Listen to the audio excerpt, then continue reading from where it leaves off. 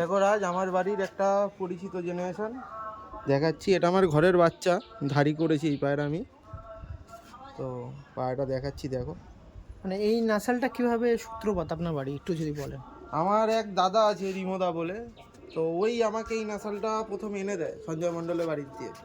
ঠিক আছে, তো ওই পায়রা দিয়েই আমার শুরু করা, আর এখনও পর্যন্ত ওই পায়রা চলছে। ওই পায়রা আজ পর্যন্ত সেলও করিনি, কাউকে দিইও নি।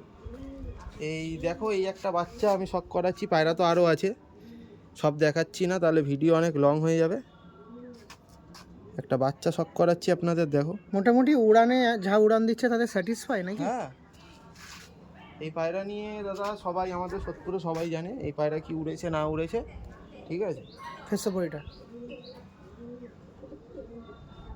আমার এই কালো নাসাল আমি মোটামুটি আপনার আগেও তো টুর্নামেন্ট খেলা হয়েছে, সেখানে রেজাল্ট হয়েছে, তো এই রেজাল্টের পিছনে এই পায়ের অবদান আছে। হ্যাঁ হ্যাঁ, অবশ্যই।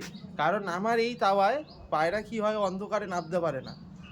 আর এই পায়রা ঠিক চুম্বুকের মতন, ঠিক টাইম হলে পরে চুম্বুকের মতন দাঁড়ে চলে আসবে। দাঁড়ে চলে আসবে, তাই তো? আমার এই তাওয়ায় পায়রা চট করে নামতে পারে না অন্ধকারে। কিন্তু এই পায়রা নজর এতটাই ভালো নেমে যায় নাকি? হ্যাঁ, এই পায়রা আমার ডিরেক্ট ছাদে নামে। আমি যত ম্যাচ খেলেছি আজ পর্যন্ত কোনোদিনও সেকেন্ড তাওয়া দিইনি। আমার এই একটাই তাওয়া। আর আমি কিরম পজিশন দিয়ে পায়রা ওড়াই একটু লোককে দেখিয়ে দাও ভালো করে। পুরো দুদিকেই দোতলা বাড়ি, আর মিডিলে এটা একটা একতলা ছাদ। ওকে, ঠিক আছে, থ্যাংক ইউ।